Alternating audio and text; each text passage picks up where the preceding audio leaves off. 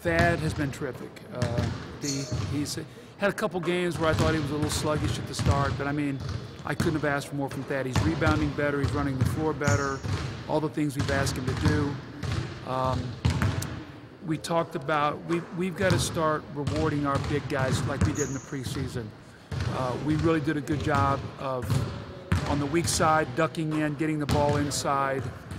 Our big guys haven't been touching the ball, and that doesn't mean necessarily touch the score, but they got to feel the ball, you know, and so then let them make a play, either out of the post, but we've got to start threatening rather than just be a perimeter team that plays east to west and depends on a lot of long jump shots all the time. So we talked about that let's reward our big guys, let's let them touch the ball some, and then that will encourage them maybe to do that grunt work we're asking them to do. I remember Anthony Munoz made the Hall of Fame in the NFL. I remember him talking one day, and he said, I play a sport where you can make the Hall of Fame and never touch the ball. And in basketball, big guys get discouraged, and it's human nature. And we had a great practice today. Our bigs were active, the best they've been, and I hope that carries over. You know, we've got to make a conscious effort that they've got to be a part of what we're doing. Doug, are you still in a situation where you're considering a lineup change? I don't know, John. I'm not sure. You know, I'll see.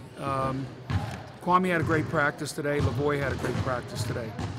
Thad, we really monitor him in practice because of what he has to do. Arnett had a very good practice. So we've got to keep, you know, if we're going to play two bigs and do the things we have to do to rebound the ball to beat these teams or whatever, we've got to get our big guys sharper. A lot of times the focus gets on them all the time. Pick and roll defense, well, a lot of that times it's because our guards aren't getting up and doing what they're supposed to do. Now all of a sudden the big guy gets exposed, and everybody wants to blame the big guy. You know, and it's an easy thing to do. And so we talked about our perimeter being more physical today. You know, we don't have that much speed on the perimeter.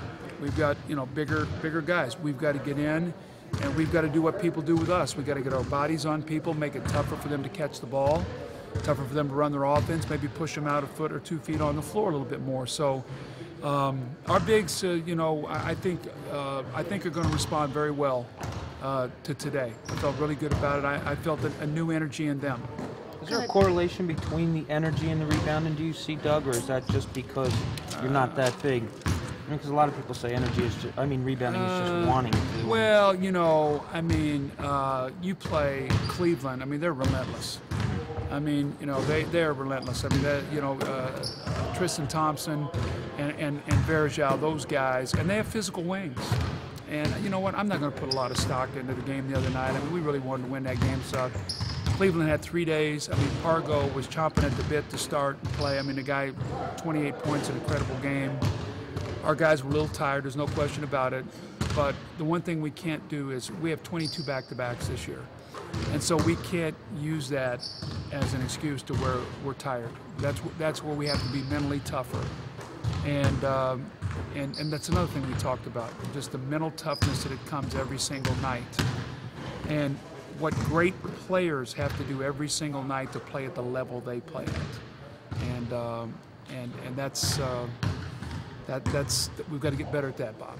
As a coach, what can you do as far as getting energy up? I mean, like you said before, it comes from within. But well, I think we talked about it. As you know, we've had we ease into practice, and so we talked about that today. We can't ease into practice. You know, once we have our coaches work hard to get the guys prepared, and not only just for games but practice. But you know what that means is, you know, we come out here and normally we talk with them for a few minutes and we have a good stretch with Jesse. Then we do a 4-minute, 15-second full court shooting drill, and then you know we want to get right into our stuff. And we talked about, you know, many times we'll do that, and it'll take us 10 more minutes to really get to where we need to be. So.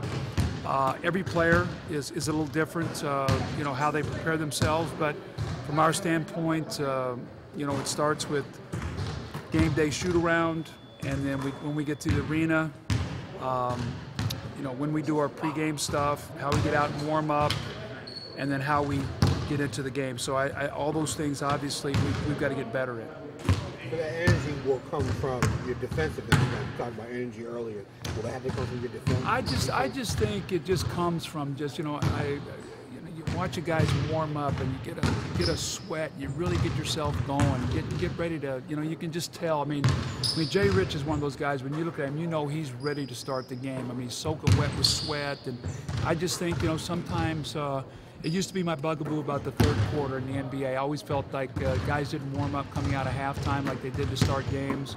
And I think you saw us the other night. We tried to take advantage of that. We came out, and I think Jay Rich hit 7 straight points, and a 12-point lead was right down to 5 in about 2 minutes. We got ourselves right back in the game. So, again, the first quarter to me is we do all of our preparation to prepare to start the game as coaching staff. And if we dig ourselves a hole, your rotations change. You start going to the bench sooner, and now what you do, you end up chasing the game.